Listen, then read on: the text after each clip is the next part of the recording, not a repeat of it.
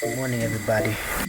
This is a part 2 on the D operandi strategy. First of all, I'd like to salute Mr. D operandi. His name is actually not D operandi. It's Brian. I can't pronounce his last name. Let's just leave it at Brian. Say something begins with an S. And this is just a walkthrough of how I see that he does his thing. The reason I'm making this video is not because I'm trying to send you people to go and, follow him. I'm just trying to take some of the heat off of what he does and let you know that what he does, if you have basic understanding of how the forex market works, it makes sense. It makes sense if you know what you're doing. It is very, very important that if you're going to trade a system or a strategy, it needs to make sense to you. So first things first, before we get into anything, we need to first acknowledge that when trading D operandi strategy, we need to have leverage, high leverage of probably 1:500 or more. 1:500 or more. I prefer 1:500 because it's just something I'm comfortable with. You have to pick what's comfortable for you. You might want 1:1000, 1:2000. That's up to you if you're advanced and you know what the hell you're doing. But it's good to start with like a 1:500. You will still make a lot of money, and you need capital, right? Let's say you have $200. Everybody can afford $200. Let's say you have $200 you want to start trading with. You have $200 you want to start trading with. I advocate that you divide this $200 into sample sizes, okay? Sample sizes of about $20 per trade, okay? $20 per trade. So you're going to divide your 200 by 20, which gives you 10 trades, okay? Because now when trading, whoever tells you that trading you do not take losses, please go find him, slap him. If he falls down, step on him until he bleeds, okay? Because that dude just wants you to lose money and end up broke. Don't really go and step on him until he bleeds. I'm just trying to emphasize here, okay? Drive the point home that you will have losses, but if you know what you're doing over a sample size, you're not trying to win each and every trade in the market. That's impossible. What you're trying to do is you're trying to win in the long haul, a series, okay? You have given yourself a series of 10 trades, okay? At $20 per trade, you're going to have 10 trades at $20 per trade, okay? So what you want to do is you want to divide your trades into 10, just like that. Then how you're going to do this is you want to have a broker that has a wallet, okay? Your broker must have a wallet, okay? It would be better if your broker had a wallet. So what you want to do is you want to deposit your $200 into your wallet, your broker's wallet, okay? In your mind, you have done your calculations. You have your sample sizes of $20 per trade. That's your 10 trades. So you're going to take your $200 from the wallet. You're going to send $20 to your MT4 or MT5, whichever you're comfortable with, okay? And when put $20, which you're comfortable losing if a trade doesn't work out. That's what you want to do. Here's what you're going to do. You have that right there. So now you're working with $20, okay? You have $200 in the wallet. Okay, it's no longer 200 because you have deposited 20. So it's 200 minus your $20. Now you're left with $180, okay? $180 in your wallet. This is what you have left in your wallet. This is what you're working with, all right? So bear this in mind, all right? If this trade doesn't work out, you have 9 more trades. You're going to take the very same trade over and over and over again. Trading is repeating the very same trade, the very same criteria. Do not change it. Do not be emotional. If you're emotional, please just close this video, go and find something else to do. Go and watch a cat video. Go and watch I don't know, find something to watch on YouTube that's interesting. But trading is not for you. If you are very emotional and you're attached to your money, please, this career is not for you. So you have to detach yourself from emotions. Put money you're willing to lose, alright? Okay? If you're willing to lose it, you're going to make money. If you're afraid of losing, you most probably lose that money. That's just how life goes. You bring about the shit you're afraid of, okay? So excuse my French. I'll try and be less vulgar. So let's just move this to the side. It's still here. We have this in mind, we have this in mind. We're just moving it to the side, and now we're just going to get into how to execute Mr. D Operandi's thing. So the first thing you want to do is you want to find a footprint. What Mr. D Operandi calls a footprint, you need a footprint, okay? You need a footprint. What is the footprint? Now, with the D Operandi strategy, you do not really need to analyze the market, like draw all these crazy lines, the Fibonacci here, your wave patterns, and you name it, your bats and your sharks, and you name it, all these kinds of crazy things that people are drawing all over the market. You don't need that really. It's really simple. It's a very simple, very straightforward thing. You choose a time frame that you're comfortable with. I'm using a 5-minute time frame because I'm a scalper. My bread and butter is a scalper. I'm a scalper. I scalp the market. I have different. Let me not get into that. The footprint, D Operandi's footprint, is not my main system. I have my main system that I've been trading for years that works for me, but the way I've seen Mr. D Operandi taking heat over and over, and yet after doing my research and looking at his Instagram over and over again, I saw the consistency in him posting the very same trade setup each and every time, which to a real trader, if you are a real trader, you will realize that trading is just the repetition of the same trade over and over and over and over again. I realized that he's able to repeat the very same process over and over and over again, and that is what trading is, my friend. So you need a footprint. We're going to use hidden divergence, alright? Hidden divergence. Do not use regular divergence. There's two types of divergence. There's hidden divergence and regular divergence. Regular divergence is not what we use. Regular divergence depicts a turning point in the market. Regular divergence is also divergence where I feel like I have to teach this. I do not want to teach this. I just want to share an idea. I am not a teacher. I am making this video to share this knowledge. Not that I'm here to teach you this knowledge. I'm just going to share what I know. So please bear with me.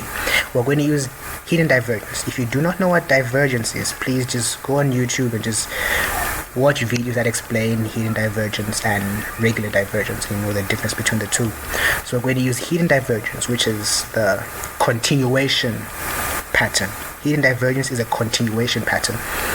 So this is going to be example number 1, hidden divergence, alright? So this is example number 1. Example number 1, okay? So example number 1 right here. That's a bit too close. Let's move this over there. I think you can see it's example number 1. So we're going to look for hidden divergence. You get to now, the first thing you want to do is you want to get to your stochastic and look for hidden divergence. If you're in a downtrend, you want hidden divergence in the direction of the trend. Okay, so here I can see this today. This is what CAD Swiss franc. Today CAD Swiss franc has been going down. So as this thing was going down, where would one want to have entered? Okay, so right here I can see hidden divergence right here. Good. I think we would have plenty of examples here of trades that worked and trades that probably did not work.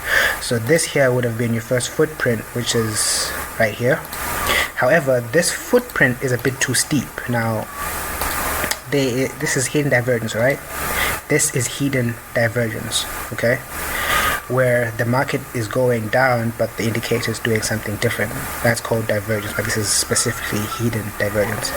Now this footprint is about 45 degrees. It's a bit too steep, so well, anyway, Let's see how this goes. So now after you find your hidden divergence, that's step 1. You look for where would you want to enter after you have seen this. This here just tells you you're going to sell. Okay, this here just tells you you're looking for sells. Now where do you want to execute your sells? You want to execute your sells where this stochastic is oversold.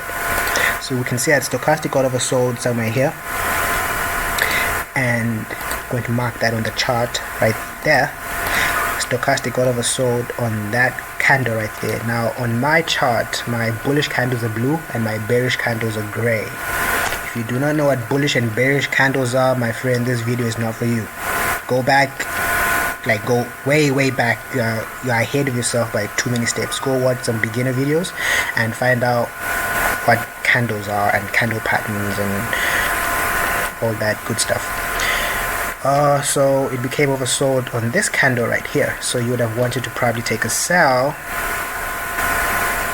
No, this here was not a pattern, so you wouldn't have taken one here because this is a bullish candle. It was oversold on a bullish candle and you're looking for sells. So this, we're going to mark this down as a false entry, which is boom, false entry right there. Go ahead, put this as red, meaning boom, you would not have entered there. You then look for another oversold region, which is over here. You're going to mark it. Let's move it a little bit this way. You're going to mark that on your stochastic.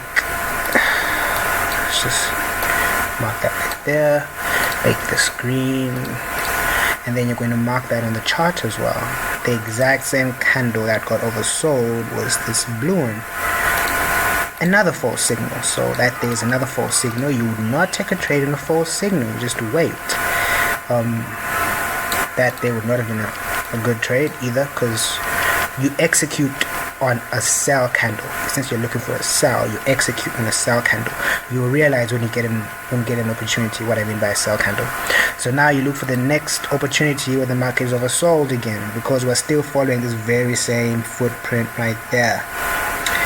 Now here we are. Okay, market gets oversold right here on this particular gray candle right there. So over here, market gets oversold there. Okay, good. So now this here would have been your entry candle. It's gray. Good. Gray means it's a bearish candle. My gray candles are bearish. Okay, capiche? So you now want to mark, get your horizontal line and just mark the very low of that candle. Let's make this blue. Make this blue, okay? The very low of this candle, make it blue, and then you want to mark the very high of this candle, which is right there. The reason we're marking this too, let's make this red. Let's make this red. Great. So the very low of this candle is right here. So the moment the market drops below this line here, the blue line of this gray candle, this is where you would want to execute your sell. Your stop loss would be the very same sell candle, which is right there. So you'd be a little bit, have some pips, just put your stop loss just a few pips above that very same sell candle. Now at this point right here is where you would have entered your trade, right there, and you'd have entered at full lots. All right, right there, you'd have entered right there at full lots. Okay, just mark this down. You'd have entered full lots, okay, with that leverage of 1:500.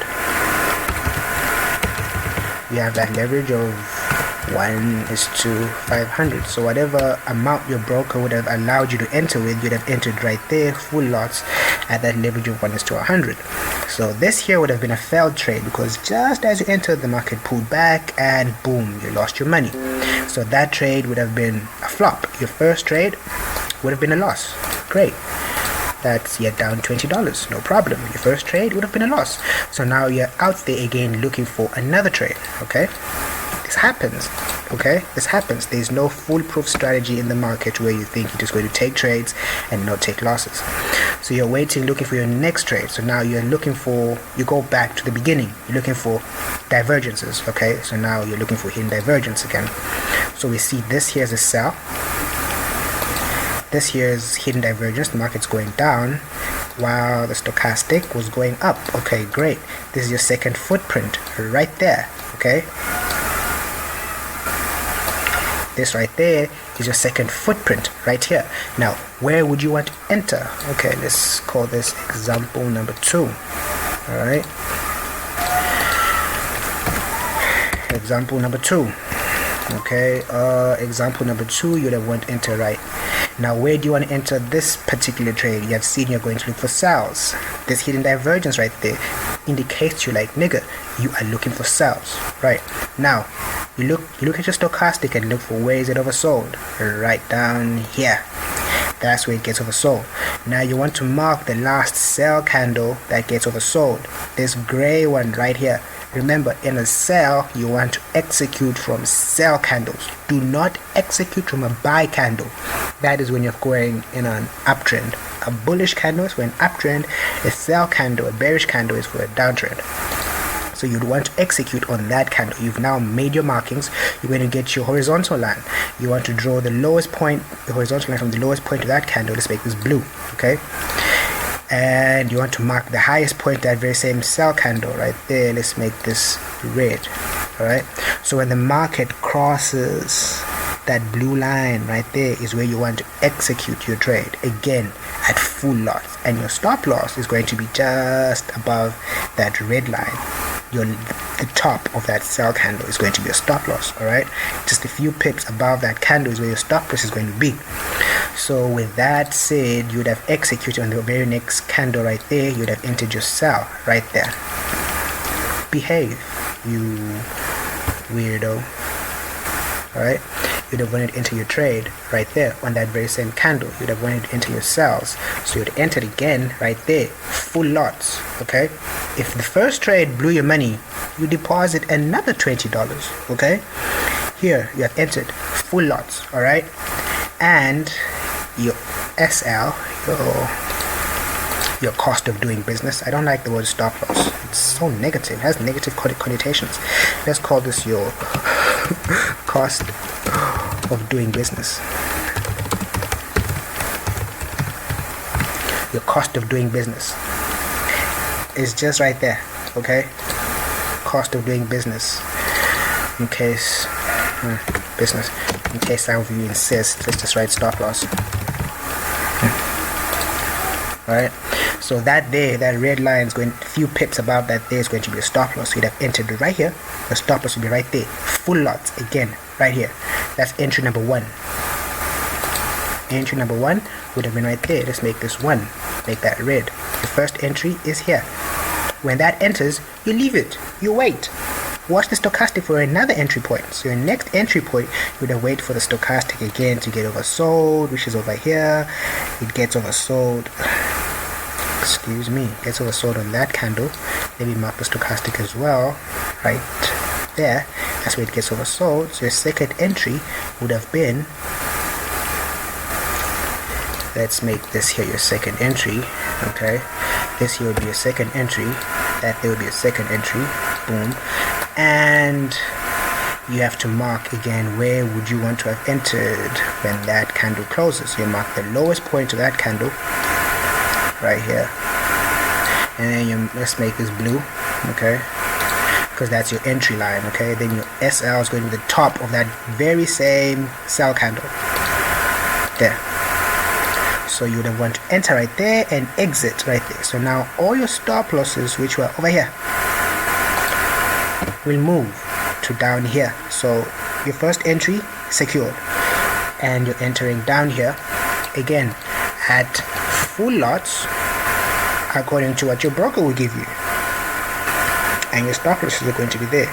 So unfortunately this trade did not work out in your favor. So it pulled back, and well, would have probably come out here, let's say a break even. Probably this here would have been a break even. Okay, so we're gonna break even. Okay, this trade here is gonna break even.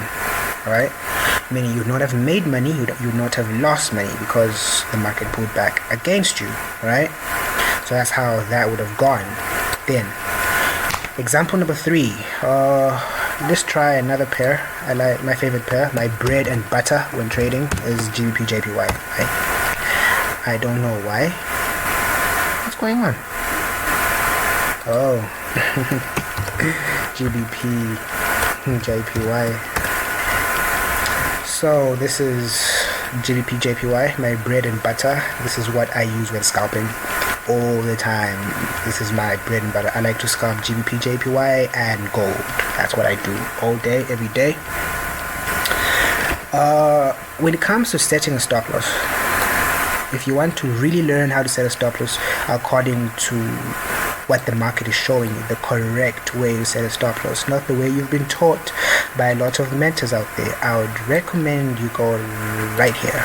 Go to Jesus Christ. Go to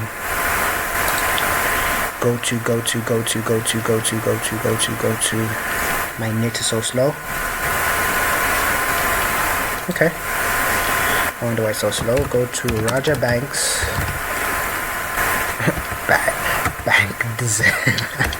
Raja Banks. Go to Raja Banks and then Raja Banks.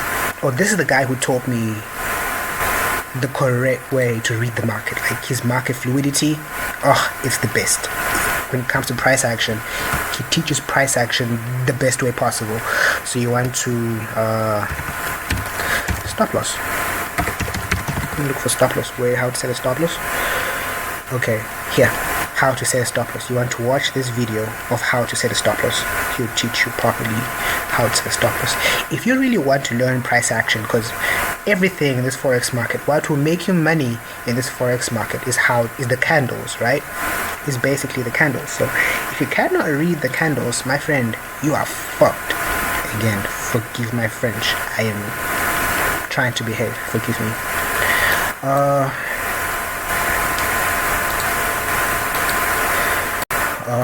So GBPJPY. Now, same thing right here. So you'd be looking for, this is today, you'd be looking for hidden divergence. Again, this on the 5-minute time frame. This is example number 3, final example. I am not going to talk too much because Saliva is not stored in the market, people. Saliva doesn't come for free. My mouth is getting dry, busy talking here. I'm just here to share information, not to teach people. I'm not a teacher. I'm just sharing what I know. Okay? I'm just sharing with you people. If you guys want to know more, please dig deeper. You know, people have good heads on your shoulders. You know, just dig deep, and you can find all this information by yourself. I'm just trying to open your eyes, and so that you can see things that probably did not know were there. So I can see here hidden divergence in the morning. There was hidden divergence right there on GBPJPY. That there, and this here is going down. Okay, so I can see hidden divergence right there where would one want to have executed. Okay, let's mark this down. Step 1 done. Hidden divergence. Okay, hidden divergence. Hidden div. Let's not write too much. Hidden divergence. That's step 1. Step 2, where you want to execute, is when it's oversold down here. I can see it's oversold over here. So then you want to execute right there. You want to execute on that very same candle right there. So you have to mark where it is you're going to execute from. It's going to be from somewhere here. Let's make this blue, and then let's make this. Okay, let's make this red. So again, I think by now you know what the blue line stands for, you know what the red line stands for. So there is where you would have entered from. That very same candle which broke the entry point is where you'd have entered from, right? You've entered right there. Your cost of doing business, your stop loss would have been here. Let's put that your SL, because everybody likes the word stop loss, so I don't use it. I use the word cost of doing business. So your first trade would be there. You would have entered right there, full lots. Your stop loss would be there, and then that there would be trade number 1. Let's mark it. Trade number 1. You don't really, with D Operandi's way, you don't even need to don't even need to analyze anything. You just look 2 minutes and you see what the market is doing and you enter. You just enter right there. You don't even need to mark anything. So you'd have entered right there, and then you would have looked for the second trade when the market is oversold again, which is down here. Look for the candle that closes oversold first, which is over here. That's where it closed oversold first. So you'd have wanted to enter right there. So on this candle, again, you're going to mark with the horizontal line, the lowest point, right there. Let's make this blue because it's going to be your entry point, okay? Then you're going to mark again the highest point over there. That's going to be your stop loss, okay? Let's make that red. So when the market crosses below this, you enter. It's a bit too far there. Crosses below that, you enter. Crosses below that, you know the deal. The market takes you out. So you'd have entered right there. That there would have been your entry point number 2, okay? That there would have been your entry point number 2 would have been right here, okay? You'd have entered right there, okay? Let's mark this. You'd have entered right there on market execution because you're entering, okay? That would have been your entry point number 2. Your stop losses would have moved from there to down here, meaning your first trade is locked, profit is locked. You're entering there again at full lots, right? And then you're holding and waiting. If the market gets oversold again, like it did right here, there, you mark it again. It gets oversold right there. Okay, so it gets oversold right there. You're going to mark this down right there. Okay, so mark that. You're going to make this blue because that will be your entry point. Okay, not purple, blue, my nigga, blue. Then when that is marked blue, you want to mark where your stop loss will be. Right there. You're going to mark that as red. Okay, because now that red is going to be your stop loss, so now it's going to be your entry point number 3. Boom. Entry point number 3 is down here. If the market crosses that red line after you enter, then all those previous trades get taken out. So on the second candle right there, you would have entered again. Right there, you would have entered. Entry point number 3. Boom. You would be in. Right there. You would be in. Okay. As it is, and then your stop loss would have moved from there to here. Market goes against you there, takes you out with the profit from there, and boom, you would have made a lot of money between here and there. And your account size being $20, here you probably would have made, let's see,